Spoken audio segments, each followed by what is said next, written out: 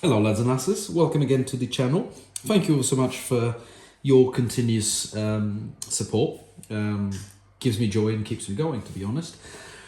Right, today's video, we're going to look at my newly arrived Christmas present. It has arrived today in the post, and it's the new licensed FMS Unimog. In other words, the Moggy 2.0. The previous model to this is the Rock Hobby Mogridge, which is not technically a licensed body, but it's in all similar to this. This is a fully licensed Moggy. You can see there's the Mercedes logo badge kind of thing there, and it comes already with the Mercedes logo. This Moggy is pretty much based on the 124 FCX chassis, which is in all similar to the Power Wagon and the K5. It has a 2-speed gearbox, a 130 motor, a axle mounted steering servo with a steer saver. All linked plastic links, portal axles, and I'm led to believe these are metal gears on the portal axles. I'm not sure about the pumpkins themselves or the gears on the gearbox. I'm not quite sure about that, but the gears on the axles are made of metal. I think, judging from the Power Wagon and the K5, you can buy a separate kit from FMS, metal gears for these pumpkins, and I think for the gearbox as well. But don't quote me on that, I'm not quite sure. One thing I know is that these ones on the portal axles are made of metal, but I'm not sure about the ones inside the pumpkins. So it comes with the newer FMS, very well known combined ESC and receiver. And an indication of that is the new transmitter, which they got away with the ESC settings buttons, which I think it's a shame, because with the previous transmitters and the previous electronics, you could control the ESC through 4 small levers here, which now you have to do it through a sequence, following a certain sequence of the buttons, which we'll review that later on. So it comes with your normal FMS battery, although this comes with a Velcro. And I think this is one of those cases where FMS has listened, where the previous Rock Hobby Mogridge, the battery, you would put the battery inside and it would stay loose, and you wouldn't be able to clip the bonnet. Whereas with this one, you can actually clip it in place. Obviously, there's too many cables here, but you can clip it in place so it doesn't come out. Whereas on the previous model,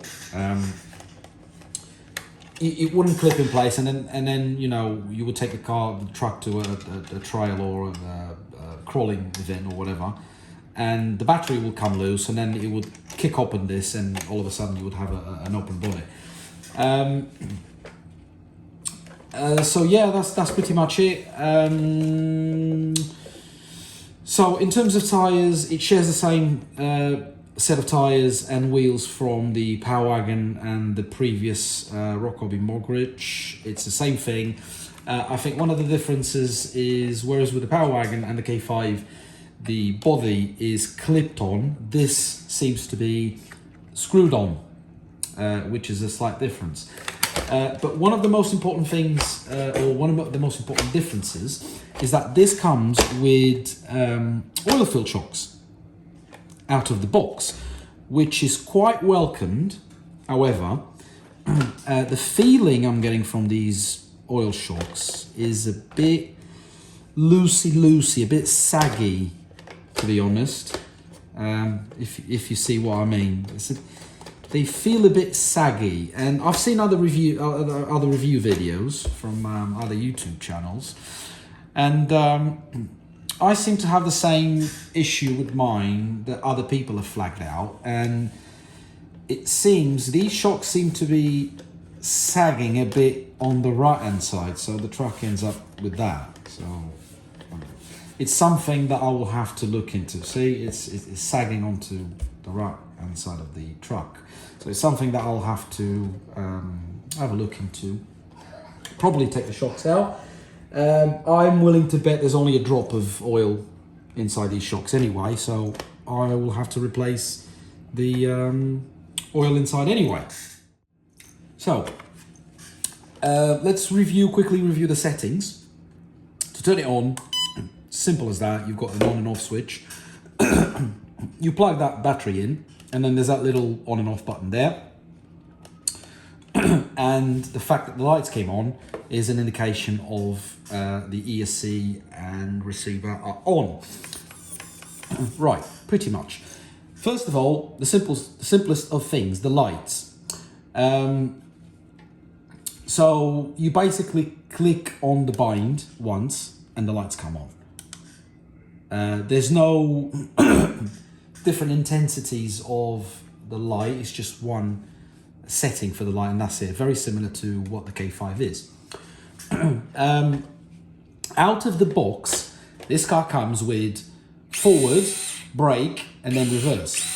However, I've already changed it, and the way you change from forward, brake, and reverse to forward and reverse is you double click your reverse button, and that will take the transmitter into settings mode. And what you do, you click on the bind button for, I would say, a couple of seconds, and that should be enough. There you go.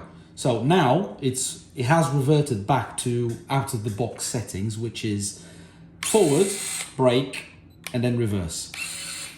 And again, it's flashing, so it's still on setting mode. You press and hold the bind button for a couple of seconds, and it will go back to forward and reverse. In order to leave the settings, double press, solid green, sorry, and then, well, it hasn't worked. It hasn't gone back to forward and, right. Let's see if it has worked. No, hang on, okay. Right. There you go. Forward, reverse. Right. For your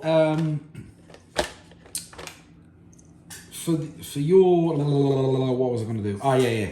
Right. In order to adjust the level of the steering, it's on its maximum now. But it comes out of the box with, I would say, 75% steering. So the way you do it, let's get out of the settings mode. In order for you to adjust the settings for the steering, you basically turn your wheel to one side. It doesn't matter, in all fairness, if it's right or left, but it has to be turned fully locked to one side. And then you're steering. Two buttons here, you press either to lower the angle of the steering or plus to open to its maximum, which is what is at the moment. It's basically at its maximum. It's not the best steering angle I've seen out there on a small FMS truck, but keep in mind the more steering angle you have on these small FMSs, the more pressure or stress you put on that steering servo. So a piece of advice, do not put this to max. Put it a couple of levels below max, and that will help save your steering servo. Right, the other thing is gearbox. Yeah, so it comes with a 2-speed gearbox. That is first gear, pretty much. Middle is neutral, so you won't go anywhere. The gearbox is completely disengaged, and full forwards is second gear, back to crawler gear. So the last setting is your brake feedback or your brake force. I keep forgetting the bloody name for that. Hey ho. It's Friday evening, so bear with me because it's been a very, very long day. So what you do is you put that again on the setting mode, and you got 0% on that button there, 50% on that button there, 75% there, or 100% there. So it's your choice. I normally keep it at 50%, back to normal transmitter, and there we are. It's my humble opinion, one of the most beautifully scaled, licensed FMS truck out there. And I think, in all fairness, quality is top notch. Whereas the previous model, FMS reused the links, the axles, the gears from the LC80, the FJ Cruiser, and so on and so forth. Although the Mogridge has a shorter wheel-based metal frame, what FMS has done here, pretty much, they've picked up what is considered to be one of the best chassis on the 124 scale on the market at the moment, which is the FCX24, and they've licensed the Unimog body and attached to it. So I'm not saying this is the best ever crawler ever since sliced bread, but this is definitely a very beautifully scaled licensed body and very capable trail truck and crawler truck. I think obviously in order to make this a proper fully fledged crawler, one would have to change the wheels and tires for something, I don't know, an Endura S3 or S5 compound to be proper softy. Put a bit more weight, change the oil weight on these shocks. And I think, you know, that will probably do the trick. But keep in mind, because this is a relatively tall body, its center of gravity is quite high. But again, I personally didn't buy this truck to make it a fully fledged crawler. I bought it because I love the fact that it's sat on the FCX124 chassis with a 2-speed gearbox and the 130 motor. It's a licensed body, and it just looks the business. Seriously, it just looks the business. I'll have to find a figure to fit in there. However, I will have to chop the legs of that figure. Whichever figure I find out, I'll have to chop the legs. And then, obviously, I'll do a bit of what I've done with the Mogridge. I'll paint the back bed. And I'm not sure yet if I'm going to weather the cabin or not, because I do actually like this green pretty much. So, yeah, that's pretty much it. Put your opinions and your comments down in the comment box below. Let me know what you think about this. I will do a separate first test video at some point this weekend, either on my back roller course or down at the forest.